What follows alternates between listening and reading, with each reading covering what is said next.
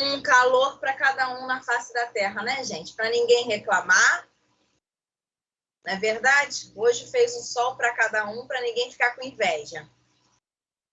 Não é isso? Verdade, tá tenso. Tá tenso, não tá? Tá complicada. Bom, vamos lá. Hoje nós vamos dar continuidade à aula de ontem. Deixa eu só falar uma coisa, porque eu vi uma mensagem rapidamente hoje no Classroom sobre o modelo do TCC que eu fiquei de colocar lá, tá? Eu vou colocar. É porque eu tenho que verificar os meus arquivos no pendrive, o material do aluno, que foi o aluno que me autorizou, porque eu não posso colocar nenhum material que não tenha autorização para que possa, mesmo que não seja utilizado, eu não posso colocar sem autorização. E esse aluno, no momento, né, o aluno foi um aluno que, desde o semestre retrasado, ele me autorizou a colocar de modelo metodológico a monografia dele. E eu tenho em pendrive. Então, eu tenho que verificar o arquivo que está. Mas eu vou colocar, tá bom? Não esqueci, não. Até sexta-feira eu estou colocando lá esse modelo, tá, gente? Vamos lá. Até mesmo porque a monografia dele é muito específica. A monografia dele vai ser razão até de um artigo que ele provavelmente vai escrever agora na nossa revista Vênia Senha, que é sobre direito ambiental. Mas eu vou deixar o modelo lá e eu não esqueci, tá bom? Então, vamos falar hoje de naturalização. Ontem nós falamos das questões pertinentes ao critério, só para a gente poder trazer a memória, a aula de ontem. Nós falamos sobre as questões que vão envolver os critérios de nacionalidade, lembrando que cada estado ele vai dispor do seu critério de utilização para atribuição da nacionalidade. A nacionalidade é algo que é discricionário de cada estado, portanto, cada estado ele tem aí a sua base de critérios para poder estabelecer essa nacionalidade. E nós falamos também sobre a questão do apátrida. Esse apátrida, né, é um instituto que vai envolver as pessoas que acabam ficando sem nacionalidade e, portanto, isso vai acarretar um prejuízo na vida dessa pessoa com relação a direitos e garantias a ela pertinentes, a direitos fundamentais. Então, nós suscitamos tudo isso na aula de ontem e hoje a gente vai falar agora da naturalização. Então, pois bem, quando a gente fala do processo de naturalização, a gente está falando de uma nacionalidade que não é mais uma nacionalidade originária, é uma nacionalidade que é secundária. Então, eu tenho a nacionalidade que ela é uma nacionalidade primária, que é aquela que está lá no artigo 12, inciso 1, brasileiro nato, portanto, nacionalidade primária, e eu tenho a chamada nacionalidade secundária. Essa nacionalidade secundária nada mais é do que a naturalização. Então, a naturalização é algo que eu, Flammer, vou requerer obter. E aí, uma vez que eu cumpro todos os passos, que eu cumpro todos os documentos, que eu cumpro todas as formalidades, a mim é atribuída a nacionalidade. Alguns autores vão dizer que a nacionalidade por via secundária, ou seja, a naturalização, alguns autores vão dizer que é um tipo de nacionalidade que o Estado vai ter um ato discricionário. Aí, gente, vai ser muito do entendimento de autores. Por quê? Há alguns doutrinadores que dizem o seguinte: olha, se o Estado é que estabelece o critério para conceder a nacionalidade, então, uma vez que essa nacionalidade ela é requerida, o Estado não tem obrigação de conceder a nacionalidade. Esse ato seria um ato discricionário para alguns autores. Já para outros autores, vão dizer o seguinte: olha, o ato não é discricionário, o ato do Estado é vinculado. Por que que o ato do Estado é vinculado? Porque uma vez o requerente, estando com todos os documentos, com tudo formalizado, não há como o Estado dizer que não concede essa nacionalidade, portanto, é um ato vinculado. Então, gente, eu só quero trazer aqui a conhecimento que o ato de atribuir nacionalidade, para alguns autores, esse ato do Estado é discricionário. Para outros autores, esse ato do Estado é um ato vinculado, tá bom? Então, a gente precisa também ficar aí atento a essa questão do ato. E aí, eu vou convidar, melhor dizendo, um aluno para ler o artigo 12, inciso 2 da Constituição. Quem pode ser o relator dessa noite? Quem pode fazer essa relatoria aí, gente? Alguém pode ler o artigo 12, inciso 2 da Constituição Federal?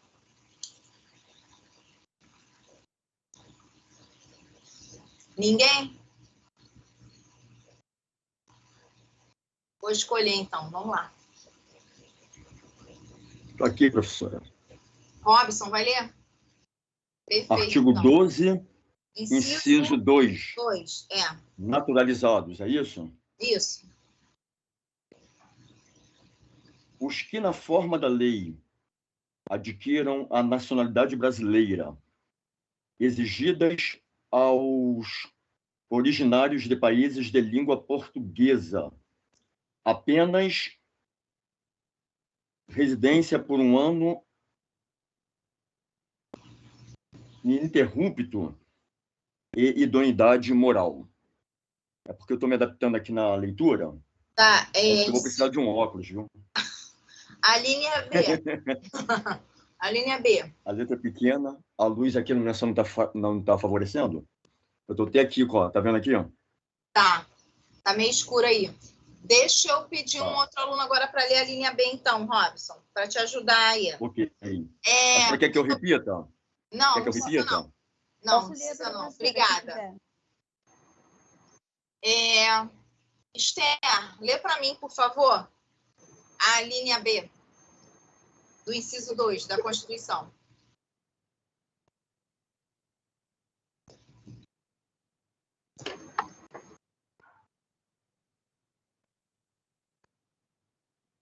Oi, Esther. Glamer, posso ler? Pode, Mara, por favor. Os estrangeiros de qualquer nacionalidade residentes na República Federativa do Brasil há mais de 15 anos ininterruptos e sem condenação penal, desde que requeiram a nacionalidade brasileira. Obrigada. Então, olha só, doutores.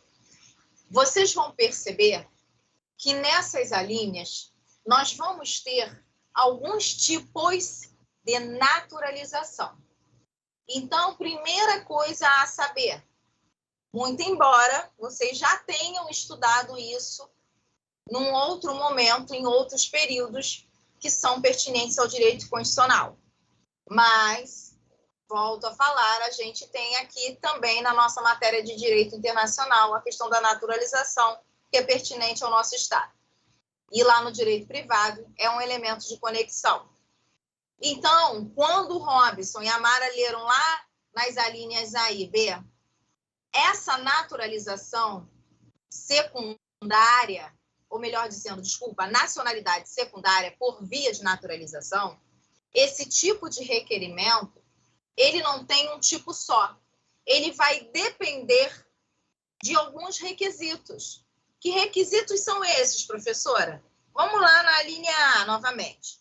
Os que, na forma da lei, adquirem a nacionalidade brasileira, exigidas aos originários de países de língua portuguesa, apenas a residência por um ano ininterrupto à idoneidade moral.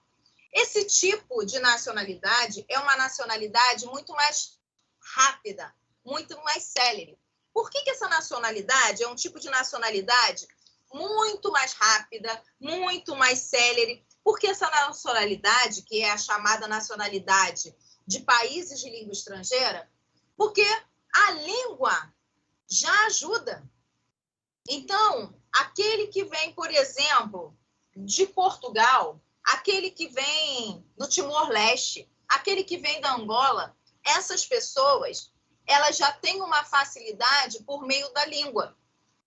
Então, em razão da língua portuguesa também ser a mesma língua desses países originários de língua portuguesa, o que acontece? O legislador constituinte, na hora de aplicar a formalização para conceder a nacionalidade brasileira, ele facilita para essas pessoas que vêm desses estados, originários de língua portuguesa também, ele facilita.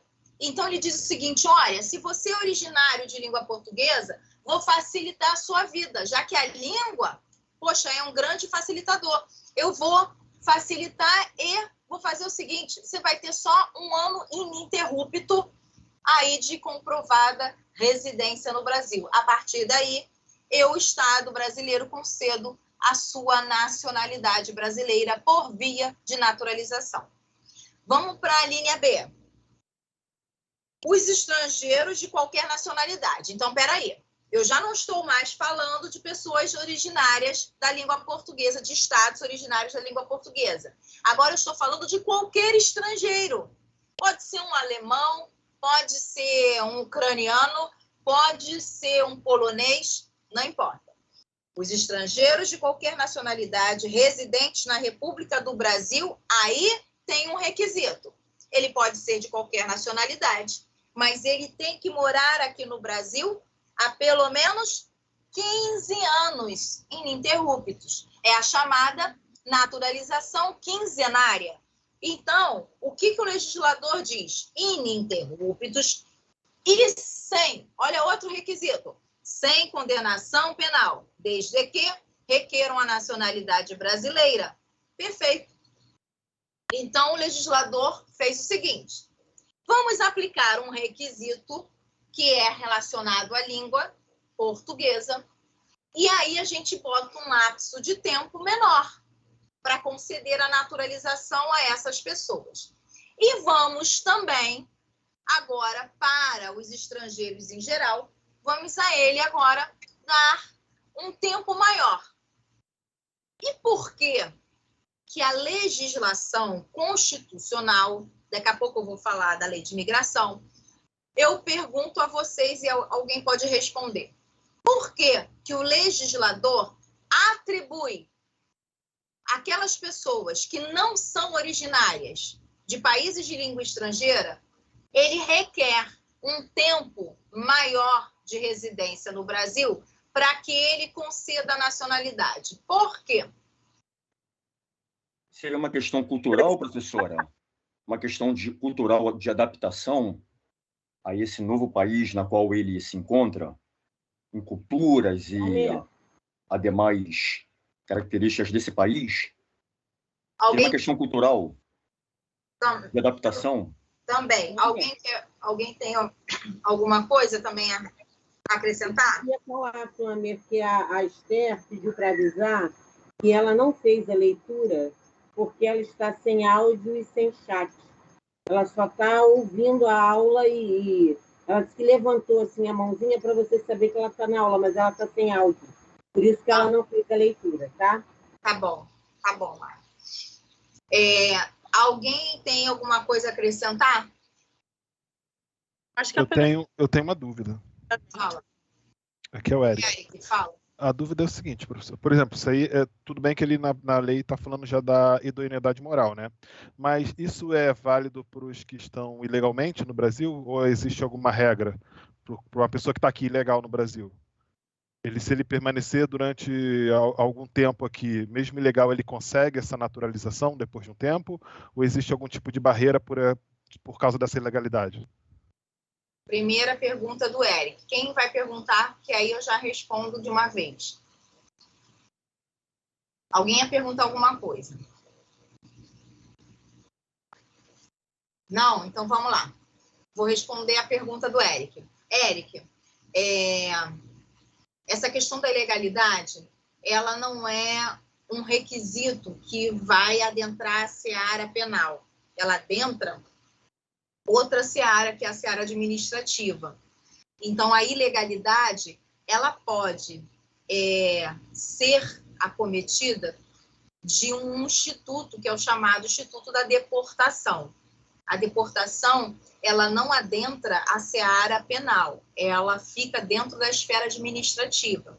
Então, uma pessoa que aqui se encontra em território brasileiro, que esteja vivendo ilegalmente, ou seja, exemplo, está com um visto que já está prescrito, ou está com um passaporte vencido, enfim, se ela está trabalhando ilegal aqui no Brasil, seja da forma que for, ela pode ser deportada. Mas o Brasil não tem esse hábito de deportar os imigrantes, tá? O Brasil, ele tem sempre o hábito de legalizar. E a lei de imigração, ela veio para dar essa facilitação maior. Haja visto que no Brasil, inclusive a lei de imigração, ela também acolhe os apátridas. Então, dentro desse aspecto, assim como os refugiados, quer ver uma coisa? Nós tivemos, até pouco tempo atrás, um número enorme de refugiados na Venezuela. E tivemos que acolher esses venezuelanos e dar a eles esses documentos que eram importantes para que eles tivessem aí a condição de estarem legalizados. Há cerca de 3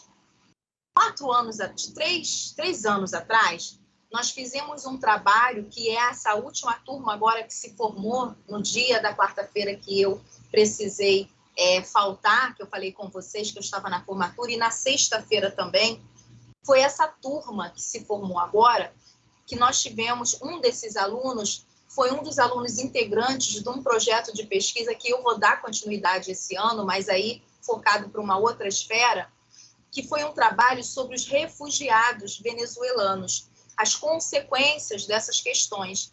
E nesse trabalho dos refugiados, os alunos fizeram um trabalho magnífico, eles fizeram um trabalho de campo com vários refugiados.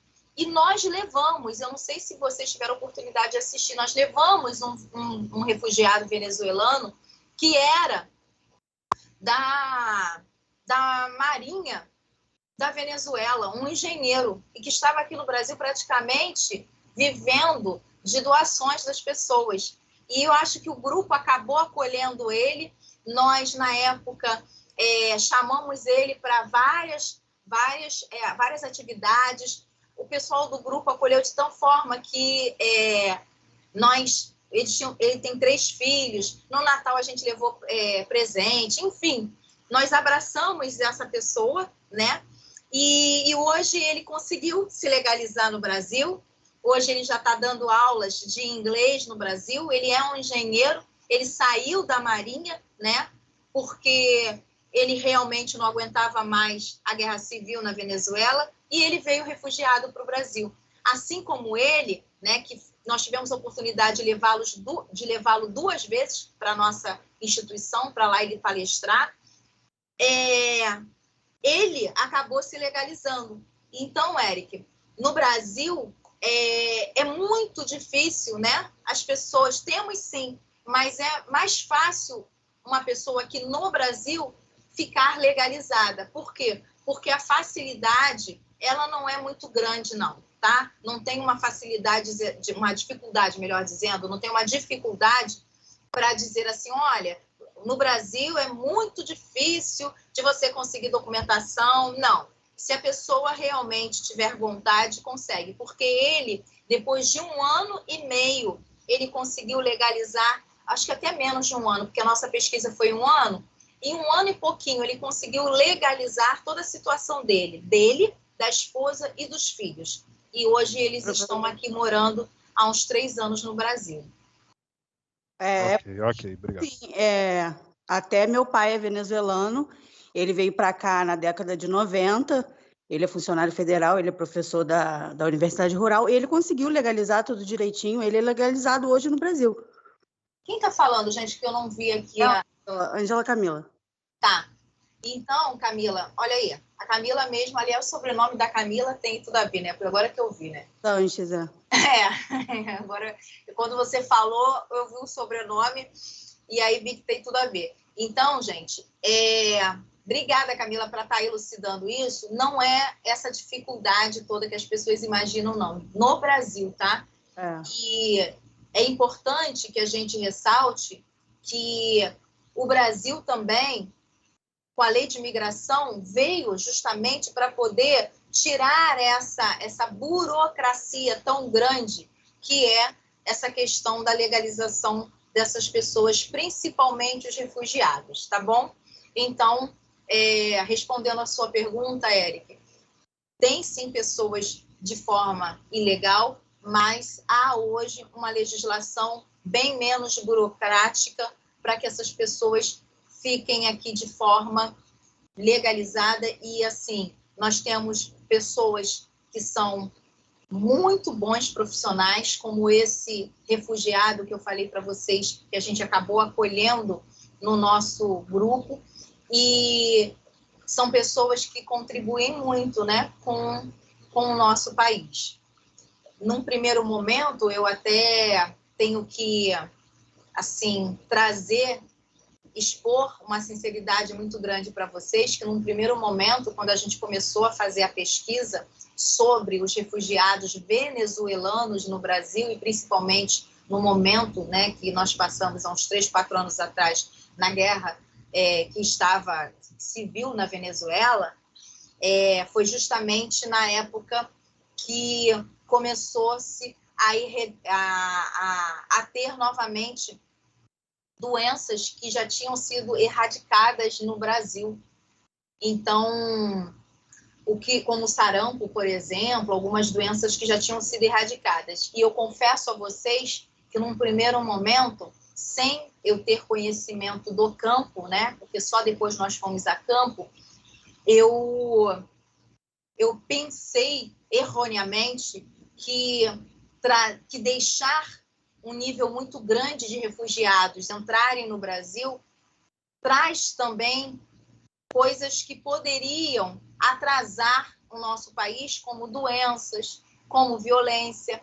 Trouxeram, sim, principalmente na fronteira da Venezuela, com algumas cidades ali em torno, né? Mas também há um outro lado de agregar conhecimento, há um outro lado cultural e há principalmente o lado humano, né, gente? É um trabalho muito, muito magnífico, sabe? Eu fiquei muito feliz de ter conseguido concluir essa iniciação científica, porque daí surgiram várias outras coisas. Infelizmente, a gente não conseguiu ir para São Paulo para poder apresentar. O nosso trabalho foi escolhido, mas a gente não conseguiu ir para São Paulo para apresentar na época. Mas foi um trabalho gratificante, porque foi um trabalho que a gente conheceu o campo. Eu conheci o campo através de várias organizações, através da Marinha, que estava trabalhando na Amazônia, em campos ali fronteiriços com a Venezuela, e isso trouxe uma visão que me fez modificar um pensamento que eu tinha anteriormente. Então, conhecer o campo dentro da pesquisa é muito bom, porque você começa a conhecer a realidade como ela é. E isso trouxe para a gente um conhecimento muito maior do que somente o conhecimento teórico. Tá bom? Então, vamos agora passar para alguns aspectos que estão lá na lei de imigração. Não precisa abrir a lei de imigração, não. Eu vou explicar aqui, depois a gente vai consignar algumas coisas aí no caderno. Quando o Robson e a Mara leram, tanto a linha A quanto a linha B, eles leram tipos de naturalização. E aí, doutores, vocês precisam ficar atentos que não é somente esse tipo de naturalização quinzenária, a naturalização através de países originários de língua portuguesa, nós não temos somente esse tipo de naturalização. Nós temos também outros tipos de naturalização que estão lá na lei de imigração, como a naturalização comum, como a naturalização, que é a chamada ordinária, como a naturalização que vocês acabaram de ler, extraordinária, a especial. Todas essas naturalizações, esses tipos de naturalização, estão lá na lei de imigração. Então, no rol da Constituição, não é um rol taxativo, tá? Nós temos outros tipos de naturalização que vão ser identificadas através de requisitos, como, por exemplo, o que a gente falou do requisito de país de língua originária portuguesa, tá? Então, esse tipo de requisito, ele é importante na hora de conceder um determinado tipo de naturalização, tá? Então, vamos colocar algumas coisas aí pertinentes no nosso caderno, que é a naturalização. Nosso tema de hoje, então, a gente vai colocar o seguinte. Abre aí um parágrafo e coloca o seguinte.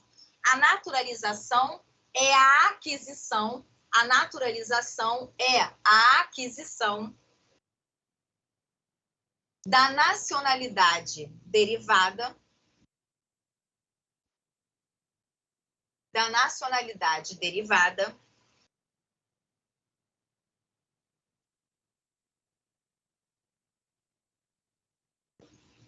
ou secundária.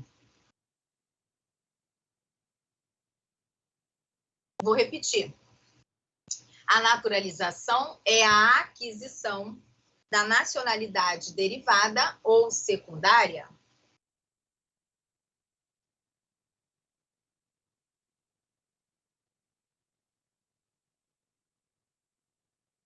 Parte da manifestação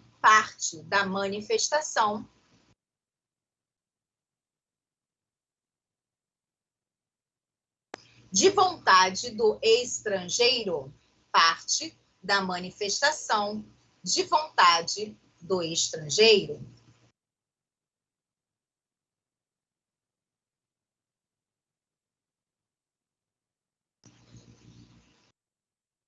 E depende de uma análise,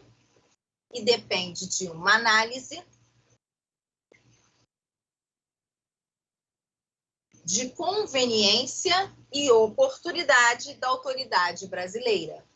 E depende de uma análise de conveniência e oportunidade da autoridade brasileira.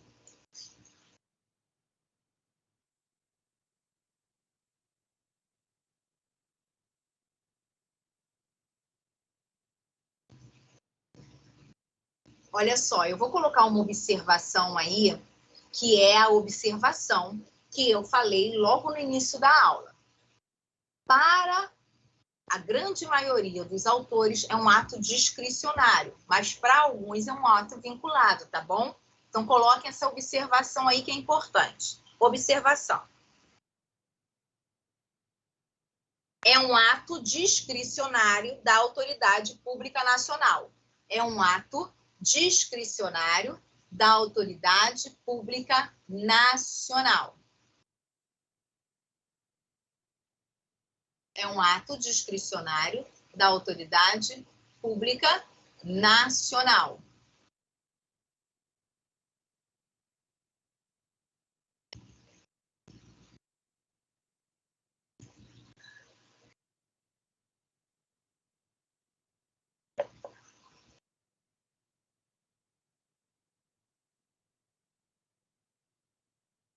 Vamos lá. Bota um parágrafo aí.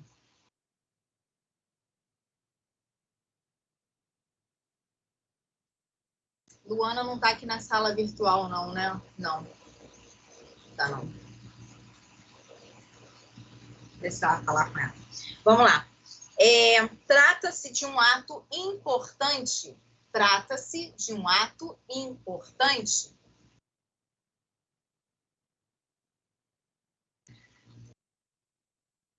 significa o estabelecimento,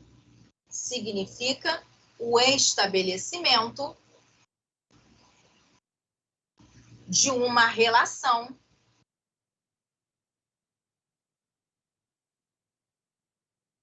de fidelidade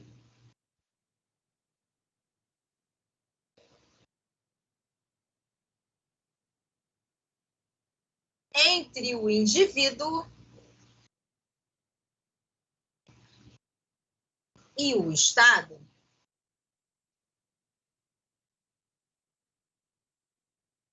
e que terá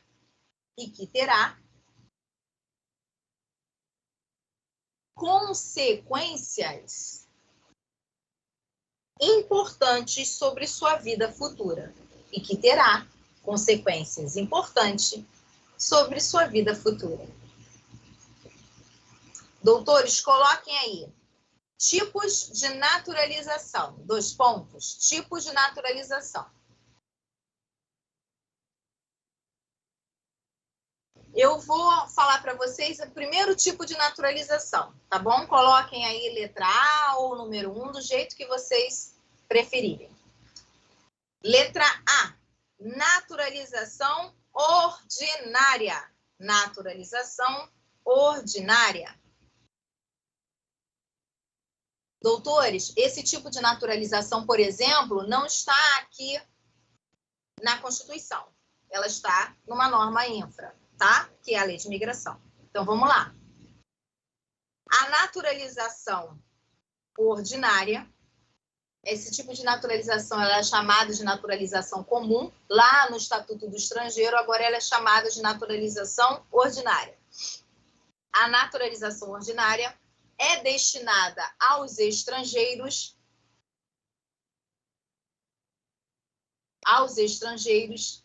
que vivem no Brasil há pelo menos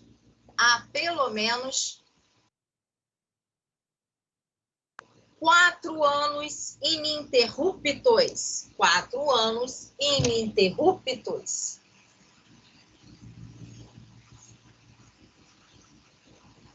E está regulada pela Lei 13.445 de 2017. 13.445 de 17, que é a nossa Lei de Imigração, tá bom? Aí, vamos fazer o seguinte. As exigências dos requisitos, quais são os requisitos, eu não vou elencar aqui. Por quê? Porque está lá na Lei de Imigração. Então, eu vou colocar só o artigo para vocês, tá? Então, coloquem aí, entre parênteses, o artigo pertinente à naturalização ordinária. Então, coloquem aí, artigo 65 da Lei de Imigração. Artigo 65 da Lei de Imigração.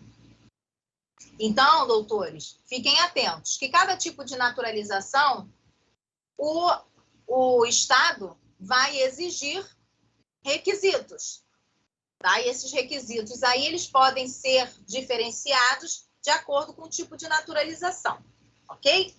Então, outra naturalização. Uma outra coisa importante. Nesse tipo de naturalização também, pode acontecer desses 4 anos serem até menorizados no seguinte sentido. Se essa pessoa tem aqui cônjuge, filho, que fale, que seja brasileiro. Porque se presume que ele tem uma maior facilidade em falar a língua portuguesa. Por que o legislador colocou esse prazo aí de 4 anos? Porque é um prazo onde essa pessoa ela vai ter um tempo para ela conseguir se adequar, para ela conseguir se comunicar. E uma outra coisa, nesse tipo de naturalização, um dos requisitos é você provar que você sabe, pelo menos, né, ler e falar de forma mediana a língua portuguesa, porque isso vai facilitar na comunicação, tá bom? Fala, Isabelle. Professora, o estrangeiro aprender assim português, ler, escrever, por hobby mesmo, vir para cá, ele também tem que esperar um prazo para se naturalizar? Peraí, eu escutei você falar que o estrangeiro, para aprender, escrever e ler alguma coisa, vir para cá para se naturalizar. Não consegui escutar o contexto todo. Se um estrangeiro, ele pega para aprender português, aprende, depois vem para cá se naturalizar, ele pode fazer isso? Ele tem que Sim, esperar... pode, porque ele vai fazer uma espécie de prova de proficiência, tá? Então, através disso, ele consegue provar, e em contrapartida o Estado consegue ter esse requisito provado, que ele consegue ler e escrever de forma adequada à nossa língua, de forma mediana, né? De forma que consiga se comunicar, tá? Então, esse é também um dos requisitos, de você ter esse domínio de leitura e de escrita, tá? Consegue sim. Agora vamos anotar outra naturalização. Coloquem aí, letra B. Naturalização extraordinária. Naturalização extraordinária. Essa extraordinária é aquela de 15 anos ininterruptos, tá, gente? Então, vamos colocar aí. A naturalização extraordinária ou quinzenária, tá? Ela pode se chamar dessas duas formas, ou extraordinária ou quinzenária. A naturalização extraordinária ou quinzenária atende aos estrangeiros que vivem no Brasil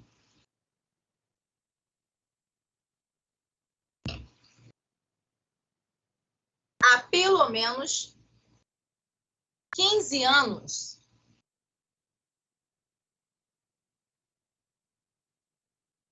e não tem condenação penal.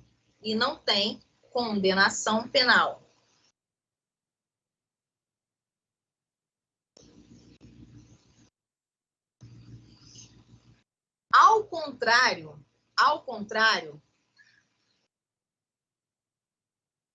da ordinária, o estrangeiro, ao contrário da ordinária, o estrangeiro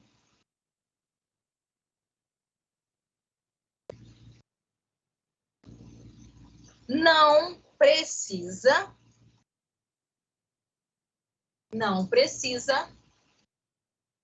saber ler e escrever a língua portuguesa. Saber ler e escrever a língua portuguesa.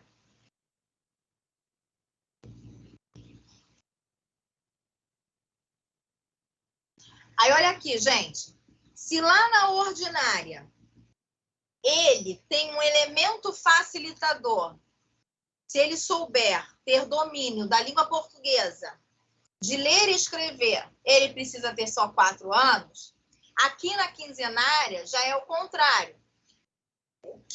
O requisito que vai estar aí envolto é o tempo. Se ele já está aqui mais de 15 anos, mesmo que não tenha esse domínio, mas se ele está há 15 anos, se presume que, peraí, 15 anos morando no Brasil, meu amigo, você sabe, pelo menos, se comunicar.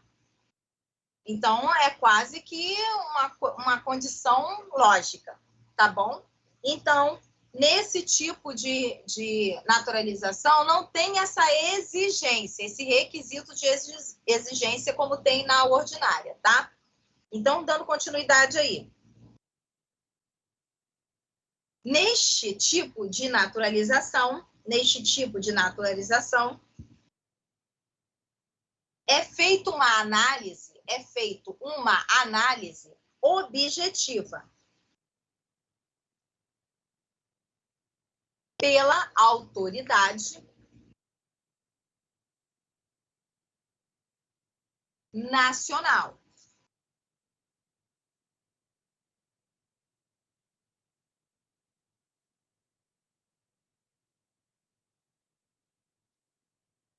Aí, doutores, vocês Doutora, colocam... por favor. Oi? Quem falou? Live? Pode repetir, por favor? Vamos lá. Neste tipo de naturalização, a análise é objetiva pela autoridade nacional.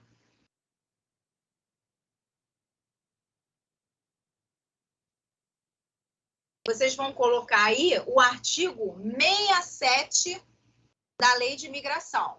Lá no 67 vai estar falando sobre a naturalização extraordinária. 67 da Lei de Imigração. Doutores, deixa eu só fazer um adendo aqui. Não esqueçam, no dia da N1, vocês levarem o vadimeco de vocês, hein?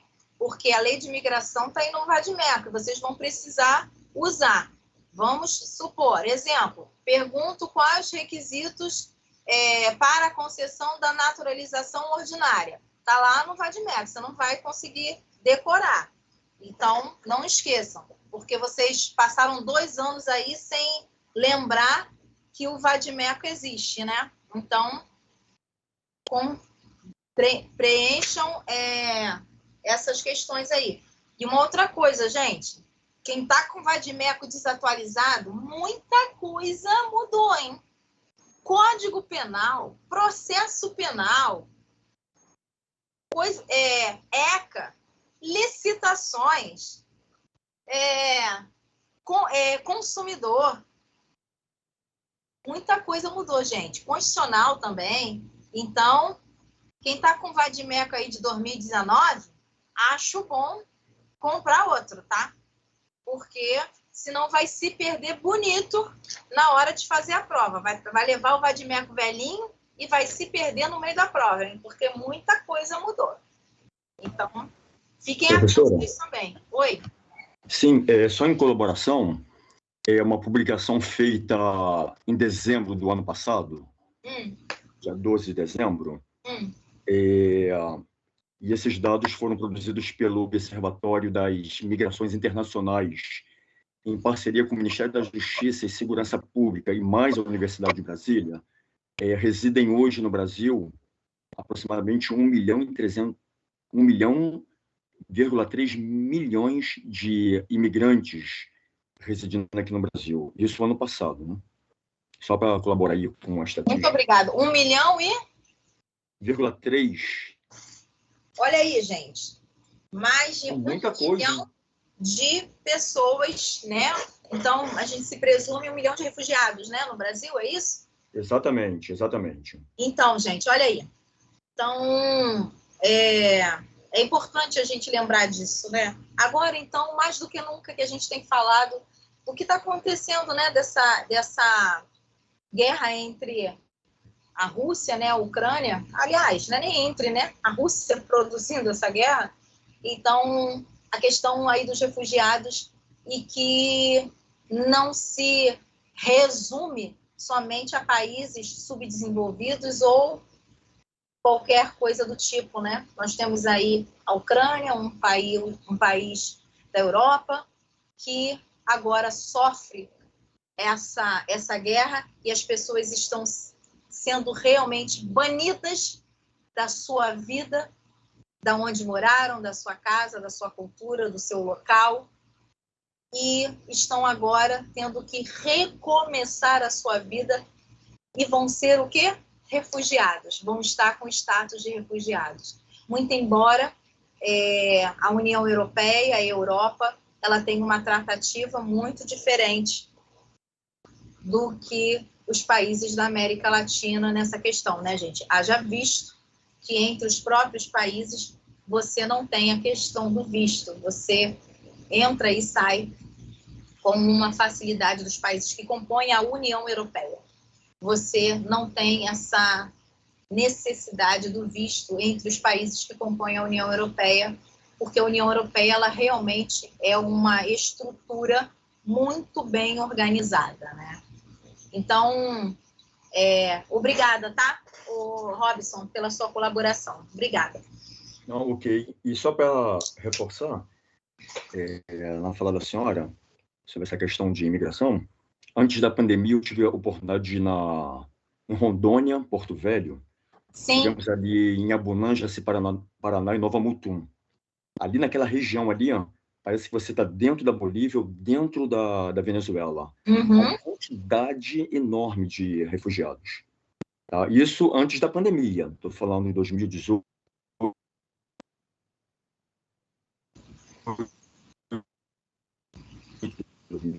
Sim. 2019.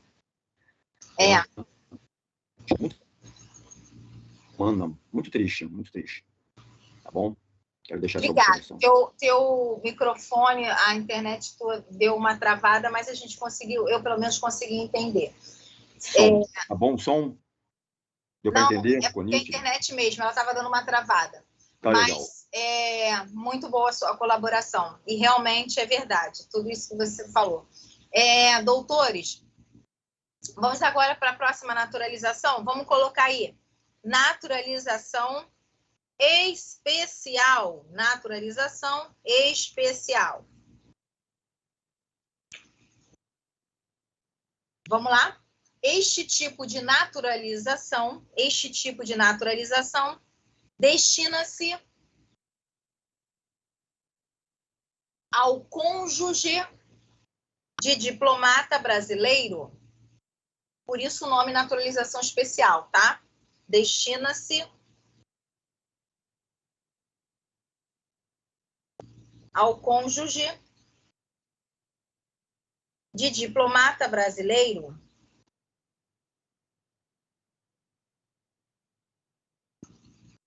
casado há mais de 5 anos. Casado há mais de 5 anos. Ou ao estrangeiro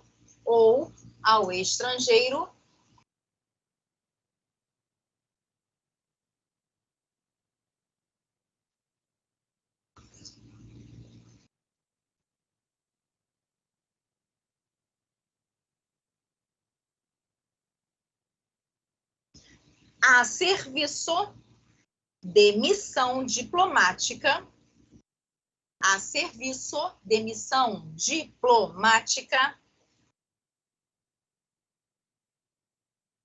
brasileira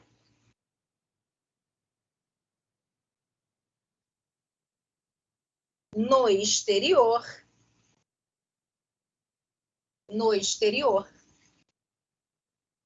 há mais de 10 anos. Há mais de 10 anos.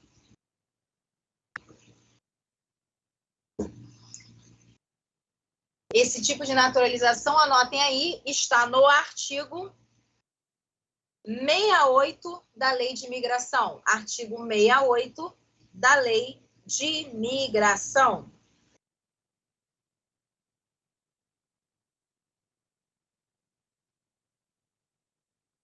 E, por último, nós temos a naturalização provisória. Naturalização provisória.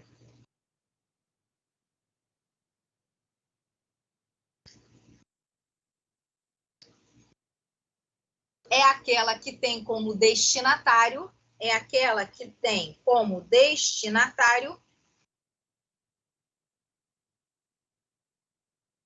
estrangeiros, é aquela que tem como destinatários estrangeiros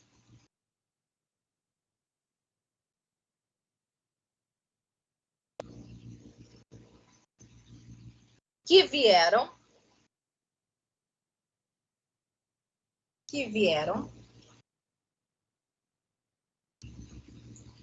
para o Brasil,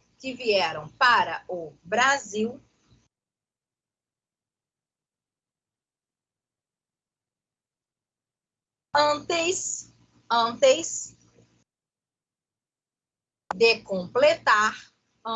de completar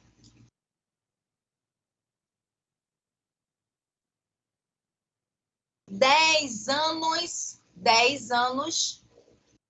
de idade,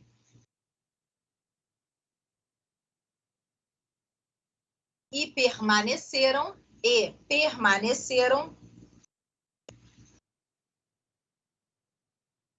a título definitivo.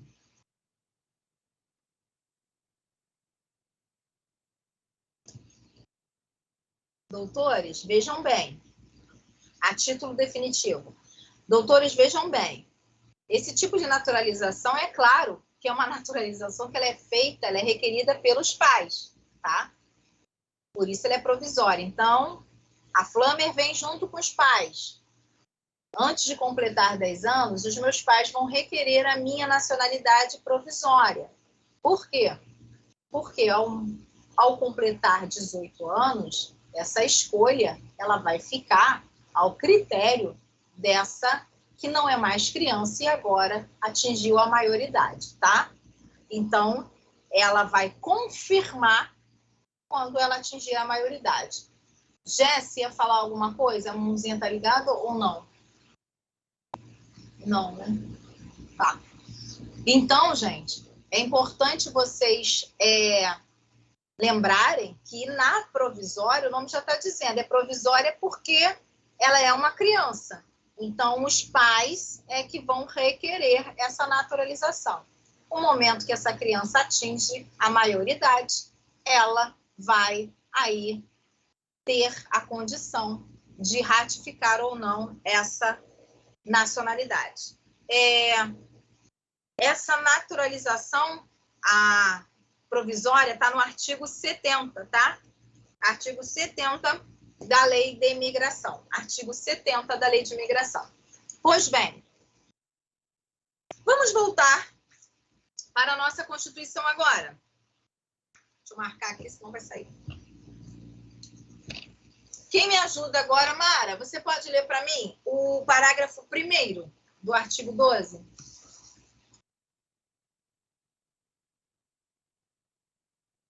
Sim.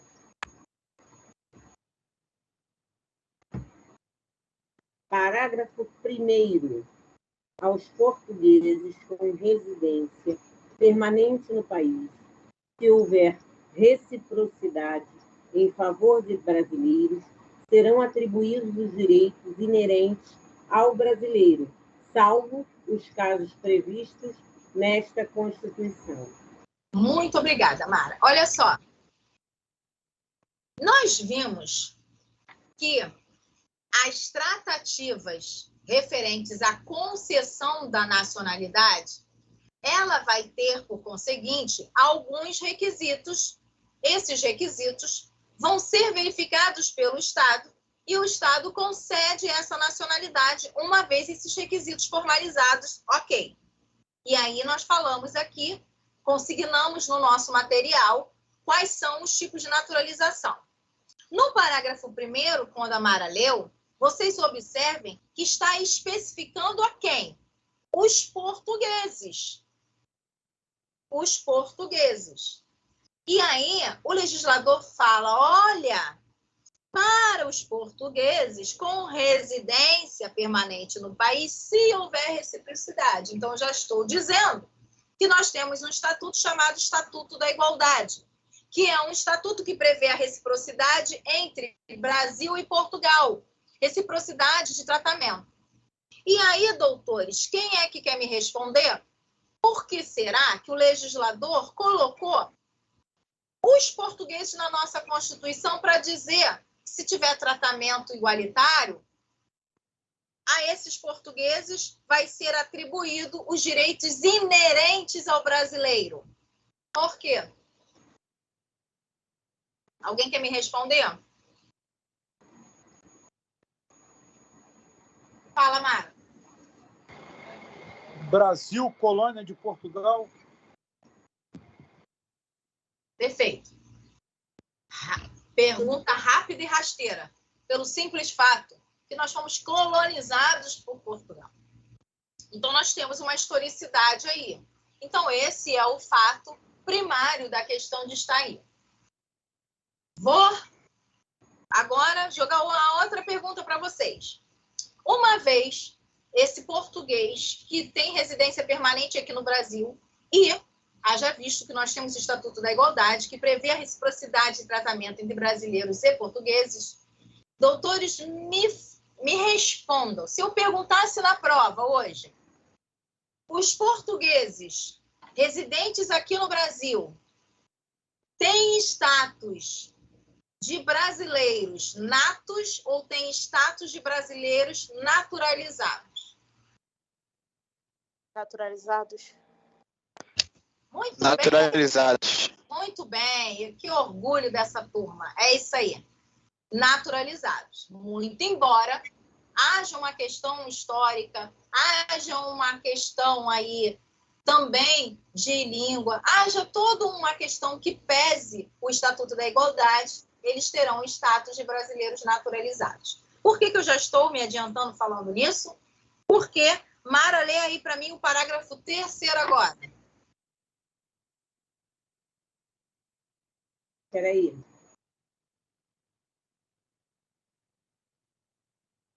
São privativos de brasileiro nato os cargos.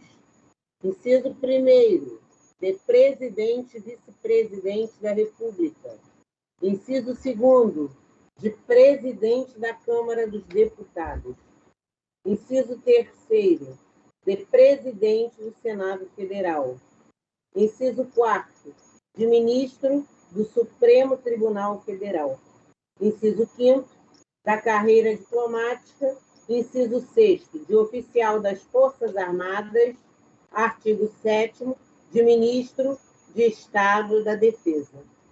Doutores, já perceberam como que examinador de banca de concurso adora colocar esse parágrafo aí na prova? Para vocês confundirem e aí pisarem numa casca de banana? Por quê? Porque nós temos o princípio da igualdade, onde todos nós somos iguais. Só que há cargos que só são privativos de brasileiros natos e não podem ser ocupados por brasileiros naturalizados. E aí, se vocês quiserem colocar uma colinha lícita, ainda pode colocar o artigo 89, inciso 8 da Constituição. Aliás, 8 não, 7. Artigo 89, inciso 7 da Constituição. Então, que também é do Conselho da República, que vai falar sobre brasileiros natos também, que só podem eles ocupar esse cargo. Então, nunca esqueçam que há cargos como, por exemplo, ministro da Defesa, como, por exemplo, oficial das Forças Armadas, que só podem ser ocupados por brasileiros natos, não podem ser ocupados por brasileiros naturalizados. Mas olha a casca de banana. Volta e meia cai uma questão assim. Outro dia eu vi uma questão. Exemplo, vou falar aqui. Não é especificamente com essas palavras, mas a questão envolvia esse tipo de parágrafo aqui. Robson,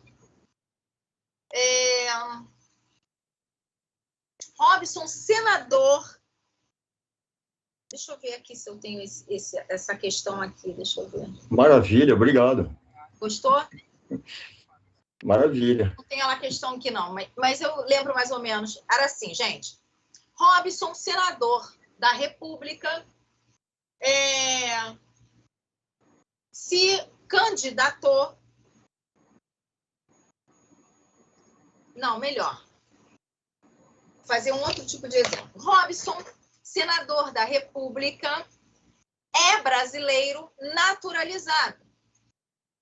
De acordo com o artigo 12, parágrafo 3º da Constituição, onde alude que há cargos que só podem ser ocupados por brasileiros natos, pergunta-se, Robson, como senador da República e brasileiro naturalizado, poderia ocupar o cargo de senador? Sim ou não? De senador, sim. Não Muito poderia bem. ser presidente do Senado. Exatamente. Era isso que envolvia a questão. Ele pode ser senador, ele não pode ser o quê? Presidente do Senado. Então, quando vocês virem essas questões, cuidado, ele pode ser deputado, ele não pode ser presidente da Câmara, que está lá no inciso 2. Então, cuidado com essas pegadinhas, tá, gente? Ele pode ser senador, ele pode ser deputado, mas ele não pode ser o presidente da casa, tá bom? Então, cuidado com essas pegadinhas aí de concurso, que eles adoram colocar essa casquinha aí de banana, beleza? E aí, no parágrafo 4º, vai falar sobre, agora, a perda da nacionalidade. Quando, então, eu perco? Até agora a gente está falando quando eu ganho. Agora, quando eu perco essa nacionalidade? Aí a gente tem que também ter muito cuidado, que volta e meia tem questão de concurso público que cai essa questão da perda da nacionalidade. Aí a gente vai deixar esse tema para a gente falar na próxima aula, perda de nacionalidade. Tá bom, doutores? Ok.